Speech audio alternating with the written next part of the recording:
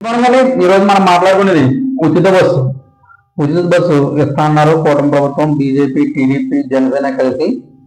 అలాగే ఆ ఉచిత బస్సు విధి విధానాలు అంటే జిల్లాకి, ఇప్పుడు ఈస్ట్ గోదావరి జిల్లా ఉమ్మడి జిల్లా ఉంది, ఆ జిల్లా పరిధిలోనే ఉంటుంది.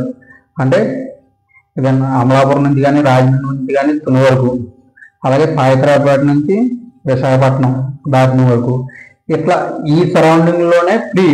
అంతేగాని మనం కృష్ణా నుంచి స్టార్ట్ అయ్యి అటు వెస్ట్ గోదావరి, తర్వాత ఈస్ట్ గోదావరి, తర్వాత విశాఖపట్నం, తర్వాత విజయనగరం కూడా వెళ్దాంటే కుదరదు.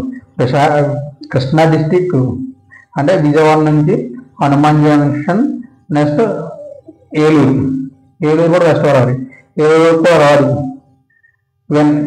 హనుమాన్ జంక్షన్ ఈ ఏరియాలో, అలాగే విలక్షణ మచిలీపట్నం, ఇవన్నీ ఏరియాల్లో ఇది కవర్ అవుతుంది. అలాగే నెక్స్ట్ ఇప్పుడు ఉచిత బస్సు ఇవ్వడానికి చంద్రబాబు నాయుడు సర్కారు ప్లాన్ చేస్తుంది. అలాగే సంజయ్ రాణి గారు కూడా, మినిస్టర్ గారు, ఆయన కూడా లాస్ట్ అసెంబ్లీ సెషన్లో అన్నారు ఉచిత బస్సు తొందరలోనే ఇస్తామని.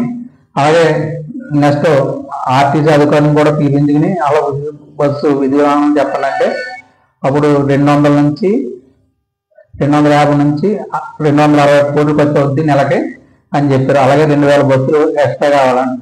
ఎందుకంటే ఆర్టీసీకి వచ్చిన 100 రూపాయల ఆదాయంలో 25 రూపాయలు గవర్నమెంట్ ఇస్తాం, ఆ అమౌంట్ ఆపేస్తాం అని ఆర్టీసీ అధికారులు చెప్తున్నారు.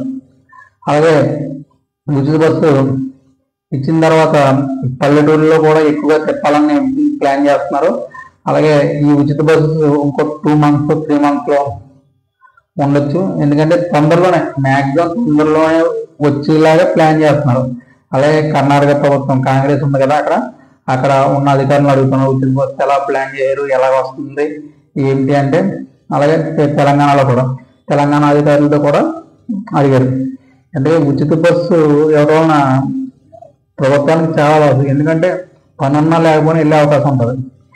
లేడీస్ అందరికీ ఫ్రీ, అమ్మగారి ఇంటికో, లేకపోతే చుట్టాల ఇంటికో, అక్క ఇంటికో, చెల్లింటికో, అన్నయ్య ఇంటికో ఇలా వెళ్ళటం ఎక్కువగా జరుగుతుంది. దానివలన ఎక్కువ అమౌంట్ అవుతుంది. ఎందుకంటే తెలంగాణలో చూస్తున్నాం, తెలంగాణలో గుళ్ళకి ఎక్కువ వెళ్తున్నారంట. కరీంనగర్లో ఉన్న వాళ్ళు భువనగిరి రావడం, లేదా భద్రాచలం వెళ్ళడం, ఇట్లా ఈ ఏరియాలు కాకుండా ఆటోమేటిక్గా పెరుగుతారు లేడీస్ పెరుగుతుంది. ఆమెతో కూడా జెంట్స్ వెళ్తారు కాబట్టి జెంట్స్ టికెట్ ఉంటుంది. ఓన్లీ లేడీస్కే ఉచిత వస్తుంది. దానివలన కొంచెం కవర్ అవుతుంది అన్నది తెలంగాణ గవర్నమెంట్ ఎందుకంటే ఇద్దరిలో ఒక టికెట్ తీసుకున్నారు కాబట్టి. అలాగే ఆ విషయం కూడా తెలంగాణ గవర్నమెంట్, కర్ణాటక గవర్నమెంట్ చెప్పిందంట. అలాగే ఏపీలో ఎలా ప్లాన్ చేయాలి అన్న విషయం మీద చంద్రబాబు నాయుడు గారు ఆర్టీసీ అధికారులను అడిగారు. అలాగే దీనికి ఇంకా 2000 బస్సులు కావాలని కూడా చెప్పారంట. దీని గురించి కసరత్తు చేస్తున్నారు.